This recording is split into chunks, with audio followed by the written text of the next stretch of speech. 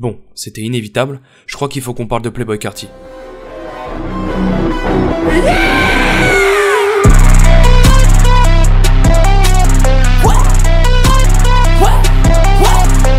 Push up. Push up. Push up. Feel. Push up. Push. Push.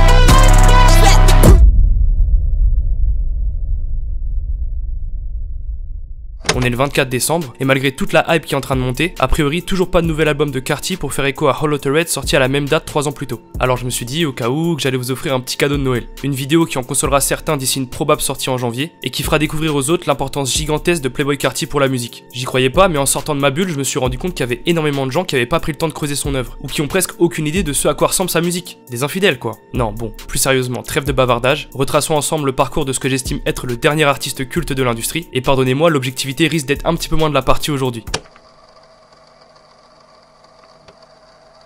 Même si je vais étayer mon propos plus tard, quand on me demande de décrire Playboi Carti, j'ai absolument pas la même approche que pour tous les autres artistes que j'écoute. C'est étrange, mais je suis quasiment dans l'impossibilité de l'imaginer hors de son personnage. Surtout depuis qu'il a switch vers cette figure de vampire qui apparaît 3 fois par an sous la forme d'une silhouette à peine visible, et qui n'a pour discours que les quelques cris terrifiants qu'il lâche sur scène. Une véritable aura de superstar qui le rend immanquable, poussant les gens, moi y compris, à s'agglutiner par milliers et pendant des heures devant une scène vide. Des fans qui sont prêts à mourir dans la fosse, c'est pas une image, il y a des centaines de malaises et d'accidents à ses concerts, et qui attendent avec impatience l'exact moment où il fera son apparition. J'ai rarement vu autant d'électricité dans l'air qu'avant un concert de Carti.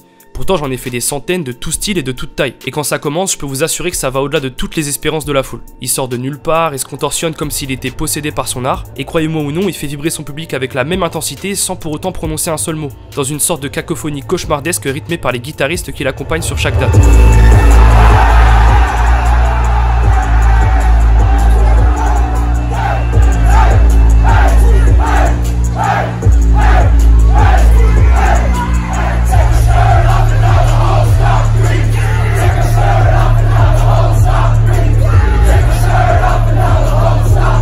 Ce genre de représentation violente et bestiale, plongeant l'entièreté du public dans une sauvagerie presque incontrôlable, c'est le genre de choses qu'on n'a plus vraiment l'habitude de voir, et a fortiori dans le rap actuel. Outre son image sulfureuse, ses apparitions ont évidemment attiré sur lui des présomptions de rituels sataniques et autres fabulations du genre. Entre nous, c'est juste une esthétique comme une autre, mais qui, c'est vrai, fait réagir et apporte un voile de mystère supplémentaire autour du personnage. Sa communication inexistante et ses rumeurs fascinantes le hissent presque au-dessus de son statut d'être humain, du moins pour tous ceux qui lui apportent un minimum de crédit. C'est un personnage fantastique qui prend vie pour semer le chaos le temps d'une dizaine de morceaux, et les fans en demandent. Vous pouvez trouver des exemples qui infirmeront ce que j'avance, mais moi je connais aucun artiste qui puisse actuellement mieux porter cette énergie, ou qui a même une fanbase ne serait-ce qu'aussi dévouée que celle de Carti. Et c'est ce qui me conforte dans l'idée qu'on a besoin de Playboi Carti. L'industrie manque désespérément de personnages aussi forts et charismatiques que lui, qui fait rêver les gens, et encore j'ai pas parlé du bien qu'il a fait à la musique elle-même, mais on y reviendra. D'ailleurs, son œuvre transcende la musique en soi. J'en ai pour preuve les quelques potes que j'ai traînés de force à son concert aux Ardentes l'été dernier. La majorité d'entre eux n'avaient jamais écouté ne serait-ce qu'un seul morceau de l'artiste, et ça les a pas empêchés d'être transportés par sa performance hors du commun.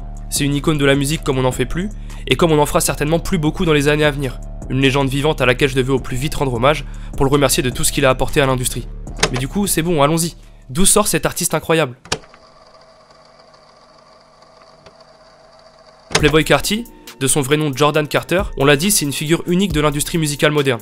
En l'espace de 7 ou 8 ans, il s'est épanoui dans un mélange excentrique allant de la trap au cloud rap, en passant par une réinterprétation très personnelle du mouvement punk rock à travers sa musique. Si le terme de rage vous dit également quelque chose, c'est encore une fois majoritairement grâce à lui que le genre a émergé ces dernières années, donnant vie à de nombreuses carrières d'ailleurs. C'est donc sans grande surprise que vous apprendrez que Jordan vient d'Atlanta, ville célèbre pour tous les artistes disruptifs qu'elle a fait naître, et qui ont repoussé les limites du rap depuis de nombreuses années maintenant. Malgré tout, même si le début de sa carrière et les sonorités qu'il a empruntées à ce moment-là peuvent laisser imaginer qu'ils viennent de là-bas, ses derniers travaux ne permettent en aucun cas de savoir que c'est le cas. On sait seulement qu'il est né le 13 septembre 1996, le même jour que la mort de Tupac. C'est bon, l'anecdote est placée, mais la discrétion qui fait tout son personnage aujourd'hui ne date pas d'hier, ce qui fait qu'on n'a pas beaucoup plus d'informations sur sa jeunesse ou sur tout ce qu'il a pu faire avant ses débuts dans le rap.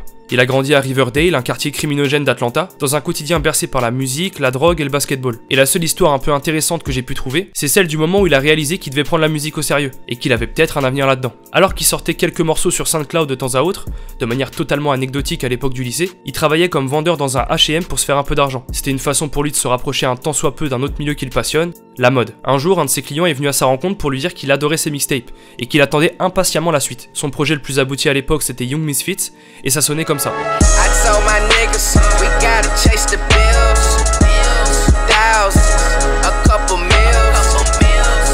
Skies,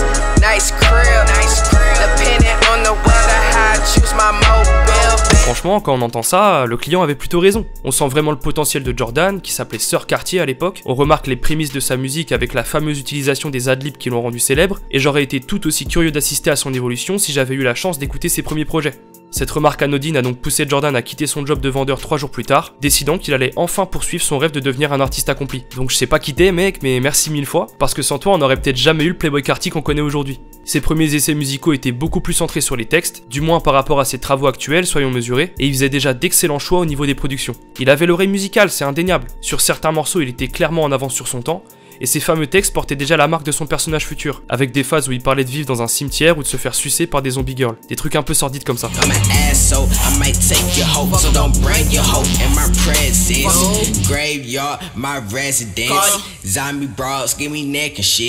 J'ai moi-même découvert ce projet qui date de 2012 pendant l'écriture de la vidéo. C'est vraiment un truc qui est passé sous les radars et même en tant que fan j'étais surpris. Donc si vous êtes curieux d'entendre quelques pépites méconnues de Playboi Carti, cherchez un peu, c'est disponible sur YouTube. À force de sortir des sons et quelques clips qui n'ont toujours pas pris une ride, comme Talk ou Loss, il va rencontrer de plus en plus de gens connectés au milieu artistique. Il se mettra rapidement à travailler avec des producteurs légendaires comme Ethereal ou Mexicodro, qui seront en grande partie responsables de la direction inhabituelle que prendra la musique de Carti. Il épatait énormément de monde et il se fera rapidement un nom sur la scène d'Atlanta, un succès qui va le pousser à travailler d'arrache-pied et à sortir des morceaux toujours plus réussis.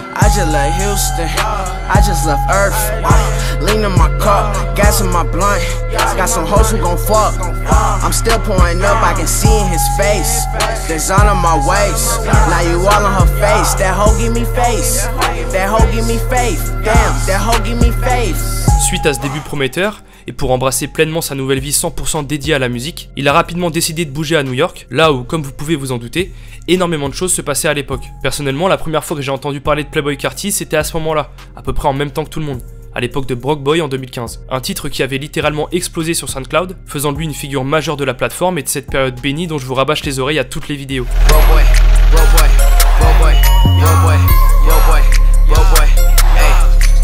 Why should I keep jugging all these broke boys in the mall buying ice cause he a broke boy. I can't even kick it with these broke boys. He ain't come to buy a pack of seal, broke boy. C'était unique et ça répondait parfaitement à tout ce que recherchaient les diggers du rap underground. Donc vous vous doutez bien que Playboi Carti a pas mis longtemps à toucher une audience beaucoup plus large. Cette notoriété soudaine lui a permis de travailler avec d'autres rappeurs relativement nichés à l'époque, tels que Lil Uzi Vert, son duo historique, Lil Yachty et pas mal d'autres noms de la scène montante finalement. Là on parle surtout de ceux qui surfaient clairement sur la même vague que lui, mais il va aussi collaborer avec un MC beaucoup plus en place à l'époque et qui va l'emmener à un tout autre niveau. Il s'agit d'A$AP Rocky, qu'il avait déjà croisé sur New York auparavant, qui va l'inviter dès 2016 sur un de mes projets préférés à ce jour, la Cozy Tape Volume 1, aux côtés de Tyler the Creator. Le destin fera bien les choses, ou le talent si on veut être plus terre à terre, puisqu'il s'agira du morceau qui a le mieux fonctionné sur la mixtape.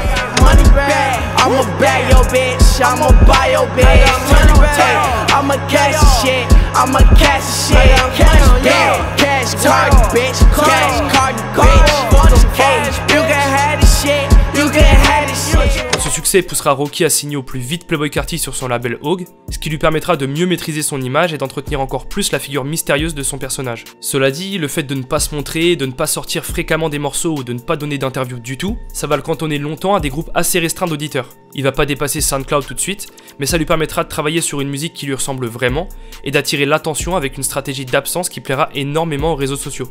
Même si le public ne savait pas vraiment qui il était, Carti semblait rôder avec toutes les stars de l'époque, un accès à des cercles très fermés qui feront évidemment parler de lui sur internet. Il doit majoritairement ça à son manager Yann Connor, que vous avez peut-être suivi à l'époque sur Instagram, qui était une figure de la mode très influente et qui l'invitait à toutes sortes de soirées. C'était un statut privilégié qui fera évidemment beaucoup parler, préparant de façon très ingénieuse l'arrivée de son premier vrai projet. C'est donc en 2017, année où tout le monde allait enfin voir rayonner Playboi Carti, qui sort une mixtape intitulée sobrement Playboi Carti. In New York, I mainly rock, hiding in my socks, running from a up, and I shoot that up, and I'm on the block, and I'm on the block. In New York, I mainly rock, hiding in my socks, selling every rock. La cover de ce nouveau projet éponyme ne doit pas vous être étrangère si vous suiviez ce qui se faisait aux US il y a quelques années, et il en va de même pour quelques-uns des gros hits qui figurent dessus. On vient de se faire Magnolia, qui a longtemps été mon morceau préféré de l'artiste sans aucune concurrence possible, mais il doit aussi cette mise en lumière à Woke Up Like This, en featuring avec Lil Uzi Vert, qui a tout autant marché. Carti avait enfin réussi à se faire remarquer par le grand public, atteignant par 2 fois le top Billboard US et figurant dans la XXL Freshman List de 2017, au même titre qu'XXXTentacion dont on a déjà parlé, pour vous donner une idée du gap que ça représente avec ses débuts. Pourtant, pour une raison qui m'échappe encore aujourd'hui, Carti a dû faire face à un nombre hallucinant de détracteurs, des adversaires qui, vous vous en doutez, sévissent encore aujourd'hui. J'imagine avec un peu de recul que cette situation est due au manque de texte abouti, à son style unique qui a décontenancé tout le monde, ou juste à la haine orientée systématiquement vers les mumble rappeurs de l'époque. Mais il a été tellement influent que je trouve ça inconcevable que cette haine ait perduré aujourd'hui. C'est peut-être aussi lié à sa fanbase qu'il survendait un peu trop, ça peut agacer, même si pour moi c'est totalement légitime et justifié. C'était une sorte de haine aveugle qui allait certainement pas l'inviter à s'ouvrir davantage, et qui le poussera à ne s'exprimer presque que par sa musique à partir de cet instant. Avec le recul ça vous choque peut-être pas l'oreille, mais la musique de Carti ne ressemblait à rien de ce qui se faisait à cette période. C'était abstrait, minimaliste, avec des sonorités qui, même si elles nous semblent familières aujourd'hui, poussaient les gens à le catégoriser hors du rap par simple crainte de la nouveauté.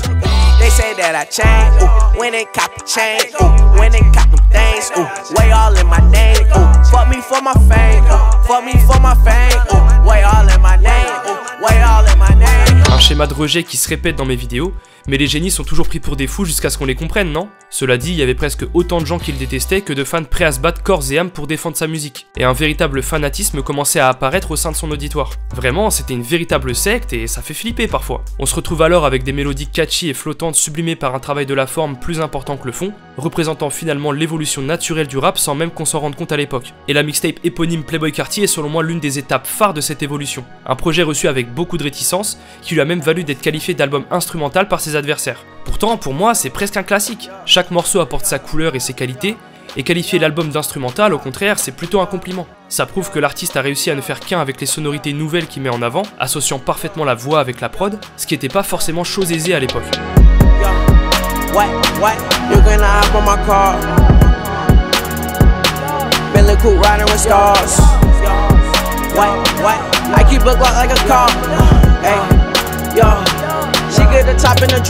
Chaque titre du projet sous-entend une liberté absolument exceptionnelle, explicitant l'exploration incessante de Playboi Carti et sa vision vers des horizons inimaginables jusqu'ici. Tout s'enchaîne parfaitement entre les morceaux, et bien que différents, on trouve une certaine uniformité dans ce mélange de sonorités, par le biais de répétitions, d'ambiances lointaines et de rythmes presque hypnotiques. Un melting pot qui pourrait lui permettre de continuer des heures avec des dizaines de sons supplémentaires, sans qu'on en ressente la moindre gêne à l'écoute. Pour ça, on ne pourrait être assez reconnaissant envers Pierre Bourne, qui a su capturer et traduire l'essence de Playboi Carti en musique. C'est d'ailleurs l'arrivée de Pierre Bourne qui a poussé le rappeur à revoir son album de A à Z. Il avait enfin trouvé un producteur qui lui correspondait et qui lui permettrait de surpasser ses limites. Ils nous ont laissé avec une tape qui ne contient objectivement, et cette fois je suis sérieux, aucun mauvais morceau. Toutes les sonorités employées ouvrent simplement une nouvelle page de l'histoire de la musique. On n'attend pas de Carti qui fasse des multisyllabiques, on veut juste le voir nous transporter sur des morceaux fous qui, même 7 ans après, semblent intemporels. Woke up to niggas talking like me, talk. Woke up to niggas sounding like me, talk. Woke up to niggas talking like me, talk. Woke up to niggas sounding like me, talk. Ce succès sans précédent et la haine qui continuait de graviter autour de Playboi Carti, ça a permis au rappeur de gagner massivement en notoriété. Cette célébrité lui a permis de préparer sereinement un nouvel album, sachant que tout le monde allait y jeter une oreille, ne serait-ce que par curiosité. C'est ainsi que sort Die Lit, au printemps de l'année 2018, un album légendaire qui atteindra la 3ème place du Billboard US. Honnêtement, Die Lit ressemble beaucoup à son précédent projet. C'est toujours aussi catchy et grisant, mais force est de reconnaître que la formule est beaucoup plus aboutie. Carti s'est vraiment dépassé dans tous les styles qu'il a pu aborder dessus, une certaine puissance ressortait du projet, et on ressent vraiment que plus aucune chaîne allait pouvoir retenir la créativité de l'artiste.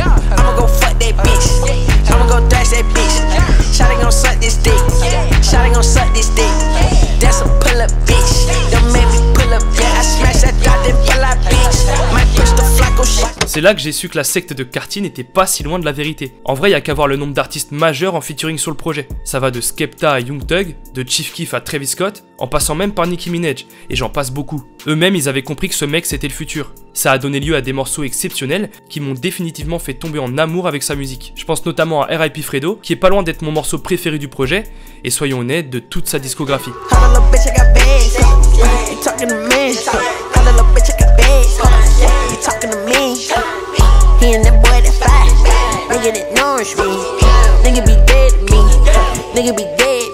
Si Si on va un peu plus loin, le style de Carti est aisément reconnaissable, entre des basses répétitives et des mélodies inédites du début à la fin. Un style auquel on s'est habitué, mais sur lesquels le rappeur pose un flow rapide, frénétique et quasi monocorde qui mènera également à la maturation de sa baby voice. Même pour les personnes à qui c'est pas censé parler, la recette est diaboliquement efficace.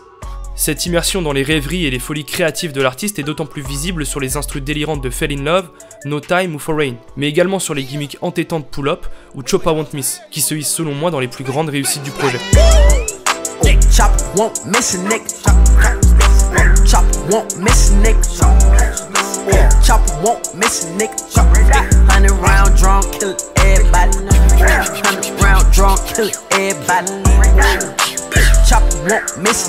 Chacun des 19 morceaux forment un bac à sable dans lequel Playboi Carti semble s'amuser comme un gosse hyperactif. L'énergie infantile déployée par le rappeur d'Atlanta est omniprésente et contagieuse, comme un défouloir offrant des moments franchement bordéliques, mais jouissif au possible. On en ressort exténué, mais également surexcité et impatient de parcourir à nouveau la tracklist. C'est un projet empli de liberté qui va encore faire parler de lui, marquant une étape majeure dans l'évolution du rap, comme si celui-ci avait aboli la barrière du sérieux dans le milieu de la trappe américaine, qui bridait jusqu'ici pas mal d'artistes. Allez vous faire votre propre idée de Daily, il y en a pour tous les goûts. Je vous promets que dès l'introduction, on tombe en chute libre dans ce que Playboi Carti a produit de plus envoûtant.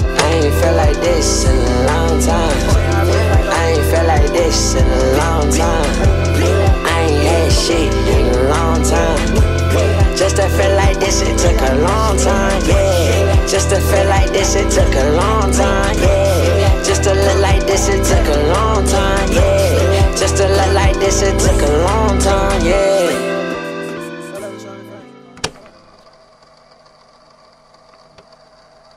Cela dit, c'est à peu près autour de cette sortie réussie que Playboi Carti allait devoir vite réagir, pour pouvoir rester en place et conserver son atypicité. Malgré un succès important, la génération miracle issue de SoundCloud commençait vraiment à tomber dans l'oubli, que ce soit par lassitude ou à cause de la perte de nombreux artistes légendaires qui composaient le paysage de la plateforme. Nous on a baigné dedans pour la plupart, donc les albums qui en sont sortis nous semblent naturels à l'oreille, et sans doute que la nostalgie a beaucoup à voir là-dedans. Mais pour un grand nombre de non-initiés, la musique de l'ère SoundCloud elle sonnait trash et vide, et peu y voyaient de l'intérêt au-delà des frontières de l'underground. C'était juste des projets anecdotiques et des artistes qui essayaient des trucs. Ça rejoint un peu l'idée que cette période faisait surtout office de contre-culture face à la musique mainstream, avec une énergie contestataire presque généralisée à toute la scène. Donc logiquement, de l'autre côté, les critiques qu'on a pu attribuer à Carti dans cette vidéo, elles correspondaient à un bon 80% des artistes issus de SoundCloud. Et s'adapter pour correspondre à une industrie de plus en plus lisse, ce fut difficile et ça a évidemment tué de nombreuses carrières. Playboi Carti aurait aussi pu mourir dans l'œuf s'il s'était pas constamment réinventé, mais il avait aucune envie d'être une tendance de quelques années, et il était déterminé à marquer la musique pour de bon. Mais vous allez me dire, ça, c'est le cas de tout le monde. À la seule différence que Carti a été confronté à une situation assez inédite, qui va à la fois le retarder dans son plan, mais aussi ironiquement assurer sa longévité. En effet, la plupart des morceaux mythiques de Carti sont sortis entre Die Lit et l'album Hollow the Red, qui était en préparation. Sauf que c'est pas lui qui les a révélés au grand jour, mais des centaines de leaks qui ont entre guillemets saboté toute sa stratégie et repoussé l'album toujours plus tard. I need an arm and leg, I need an arm and head, Cardi and love it, leg, arm and leg, head and check, arm and leg, head and check, Cardi in love with the bread, Cardi can't fuck with the fed, Cardi in love with the bread, Cardi can't fuck with the fed. C'est ce qui montre une nouvelle fois la dévotion de sa fanbase, qui sont prêts à tout pour entendre ce que Playboi Carti avait en réserve, et l'impatience dont ses fanatiques faisaient preuve. Parfois, les fans reprenaient eux-mêmes des acapellas pour les placer sur des instrus qui marchaient avec, et honnêtement, c'était excellent. Pas mal de ces sons leakés sont même devenus à ce jour les morceaux les plus populaires de l'artiste, avec des millions d'écoutes sur internet, montrant une nouvelle fois que l'absence est parfois la meilleure stratégie marketing possible à l'ère de la surconsommation musicale, créant toute une chasse autour des prochains sons qui allaient fuiter. Franchement, si vous êtes passé à côté de tout ça ou que vous souhaitez vous familiariser avec la musique de Carti avant qu'on rentre dans le dur, je vous mets un lien en description pour explorer tout ça. C'est des titres qui font partie honnêtement de mes préférés parmi sa discographie, notamment un dont personne n'a pu passer à côté.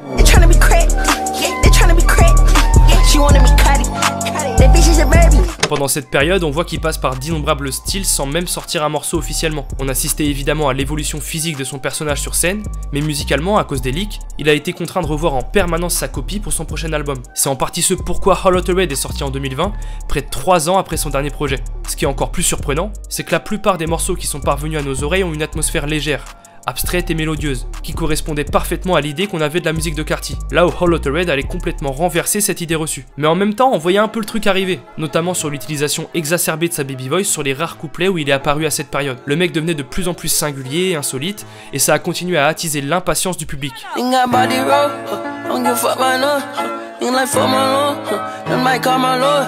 Love gon' set me up, bitch don't set me up. I'm retaliate, he ride like the car, and she wicked, yeah, like Wolf Vicky, yeah. Oh my God, I'm damn not telling, yeah.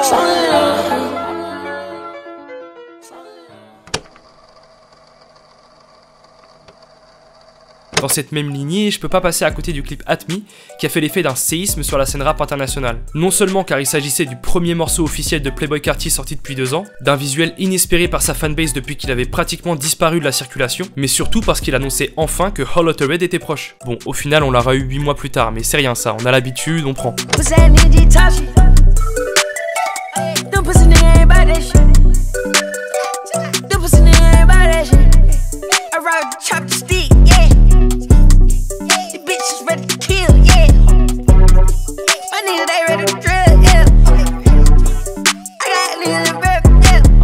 Ce clip a été plus polarisant que tout ce qu'il avait pu sortir auparavant. Cette fois j'abuse pas en disant ça, il y a bel et bien personne dans le monde qui avait sorti un son ne serait-ce que semblable à celui-ci. Que ce soit la prod, le flow, la voix, son style vestimentaire et son attitude même, c'est avec ce morceau à la limite du ridicule selon beaucoup que Playboi Carti s'est définitivement séparé de l'image de SoundCloud rappeur qui lui collait à la peau, devenant instantanément cette figure excentrique qui allait marquer l'histoire de la musique. La hype pour Hollowtoo Red était donc plus grande que jamais, et entre ce dernier clip et les centaines de leaks, les gens voulaient vraiment voir à quoi ça allait ressembler. Mais quand l'album est sorti au matin de Noël 2020, beaucoup sont tombés de haut.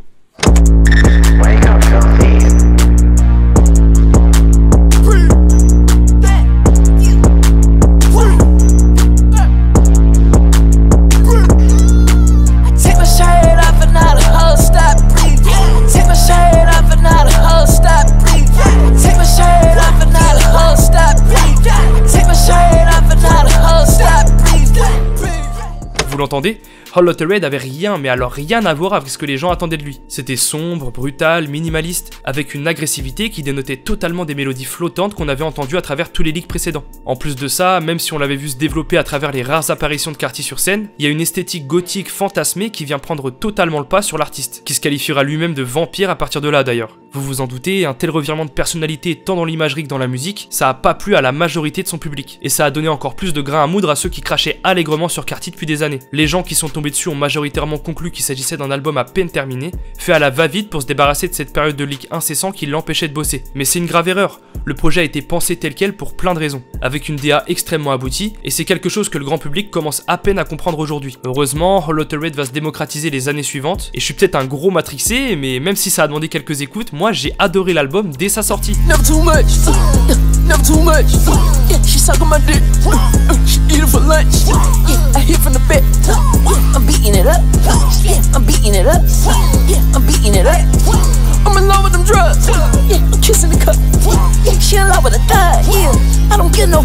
Le fait que j'écoutais énormément de sonorités qui se rapprochaient du punk ou du emo rap à l'époque, bah ça a certainement joué dans ma réception de Hollowtoo Red. Et attention, je dis pas ça en sous-entendant qu'il s'agit d'un album trap avec une sonorité punk rock à la con. Non, c'est une véritable fusion de deux genres qui fonctionne parfaitement, créant une nouvelle musicalité exceptionnelle. J'ai trouvé que le fait de remplacer sa baby voice caractéristique par une voix rauque, des cris et un souffle qui semble constamment coupé, c'était une idée géniale pour prendre les gens de court. Sans compter les basses saturées omniprésentes qui ne laissaient la place qu'à très peu d'instrumentalisation et qui embrassent parfaitement le malaise que pouvait installer Carti avec ses vocalises. Il était plus le fer de lance d'une musique avant-gardiste à l'atmosphère nébuleuse, au contraire il est devenu un monstre musical à la voix démoniaque, qui en avait plus rien à foutre et qui n'avancerait plus que selon sa propre vision artistique.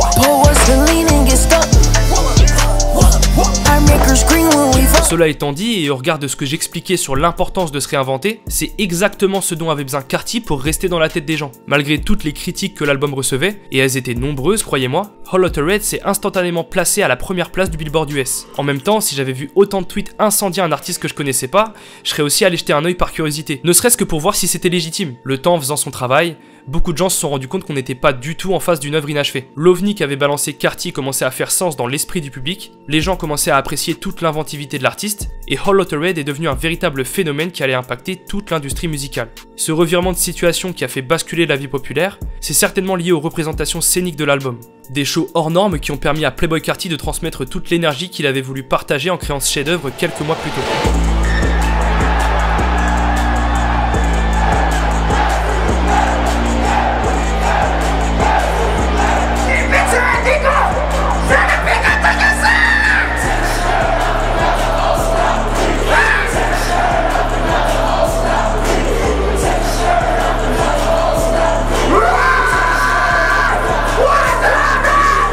j'en ai déjà parlé longuement en introduction, mais c'est de loin ce qu'on a pu voir de plus fou en termes de prestations scéniques dans le rap, avec une façon totalement inédite d'aborder un concert dans le milieu. C'est une véritable expérience, un spectacle inouï plus qu'une simple récitation de morceaux comme on a trop l'habitude d'en voir actuellement. Il y a des décors, des arrangements musicaux en live, des danseurs et des prestations uniques qui changent au cours même de la tournée. Et par-dessus tout, Carti est incontrôlable. Il vit sa musique grimée en monstre ou en démon, l'imagerie à la fois sombre et épurée laissant l'artiste au centre d'un chaos somptueux porté par la foule. Et c'est là qu'on se rend réellement compte de la puissance de Hol Lotta Red. Et c'était le but recherché depuis le début en fait. Ce qu'on peut aisément appeler le culte de Carti aujourd'hui n'a jamais autant pris son sens. J'ai rarement vu autant de fans connaître mot pour mot les textes de leur idole ou donner autant d'énergie à un concert. C'est affolant, il faut vraiment voir ça de ses propres yeux. Et c'est en ça que j'ose qualifier Playboi Carti de dernier artiste culte de l'industrie. Et ce, sans prendre trop de pincettes. Je suis pas certain qu'on puisse revoir une telle émulsion dans le rap un jour, et le monde se souviendra encore longtemps de l'ère Hol Lotta Red. Et surtout, de Playboi Carti lui-même.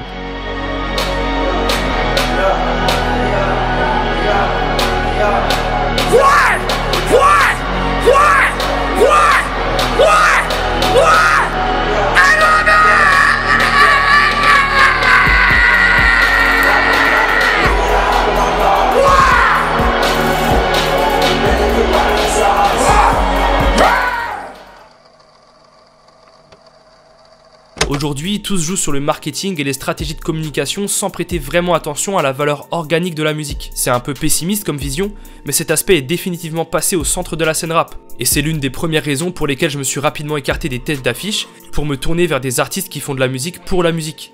Qui en a vraiment quelque chose à foutre des projets sans âme survendus par des maisons de disques et promus à coups de budget publicitaire faramineux? Qui écoute vraiment les projets lisses hypés par les réseaux plus d'un mois après leur sortie? Sérieusement, plus personne n'en parle après que la sortie soit passée. Et attention, cette critique elle vaut pour tout le monde. Même des Travis Scott ou des Kendrick Lamar ont pas réussi à maintenir l'attention sur des projets qu'ils avaient teasés depuis des années. Tout ce que j'ai retenu d'Utopia, et je suis loin d'être le seul dans ce cas, c'est le feat surprise avec Carti. Évidemment, j'abuse un peu, je suis un forceur, mais c'est pour que vous puissiez saisir l'idée. On a clairement perdu ce qui faisait leur unicité auparavant. Ça manque d'énergie ou d'un petit quelque chose d'excitant. Il y a quelques prises de risques, mais c'est juste... chiant. Alors que Playboi Carti, lui, en 2021, il sortait des trucs comme ça sans prévenir personne.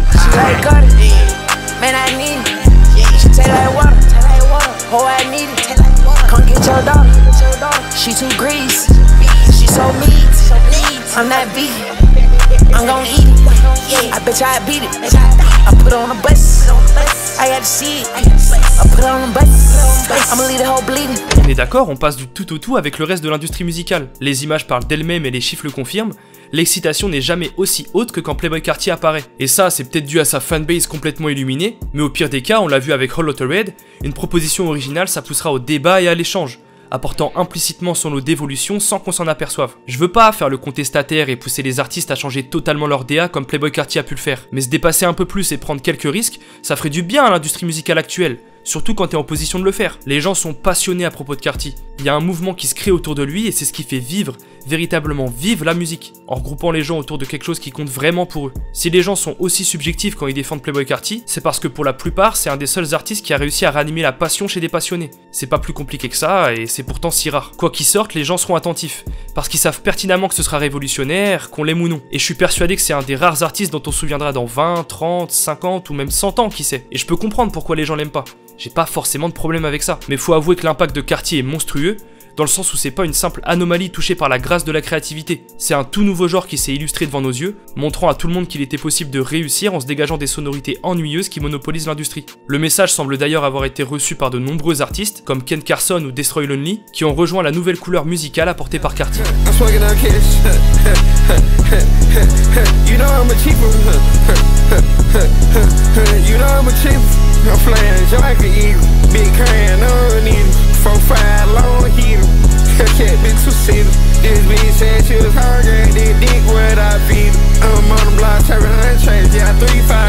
C'est aussi le cas d'autres artistes hors de son label comme Yeat, qui se faufilent dans le chemin tracé par Carti, et qui prouvent une nouvelle fois qu'on peut exploser en cherchant musicalement un peu plus loin que le son qui va marcher cet été. Je caricature, mais vous avez l'idée.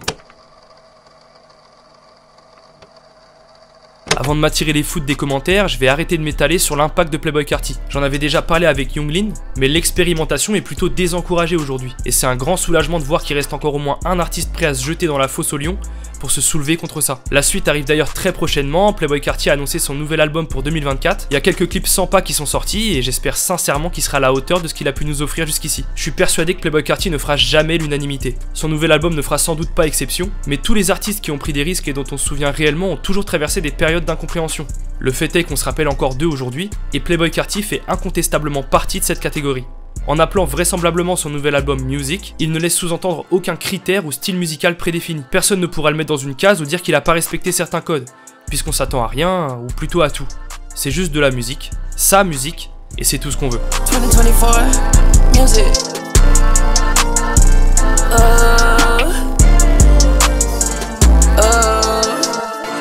Put him on the news, son. I'm evil like Lucy, son. A whole lot of bitches be hating on me cause I got all the buttons. Had a fall back with my last bitch cause she was just playing with my little time. I'm traveling the world at the Pope, bringing the praises right to my son.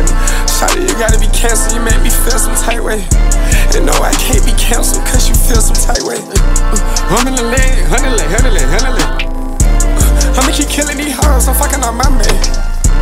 Pick 'em up, cut like a brain, sipping on Sunday. Bust the hole to my braids, then I go hungry. I'm cooking up like my 10 bitches on me. I told her the glove don't fit, I'm feeling like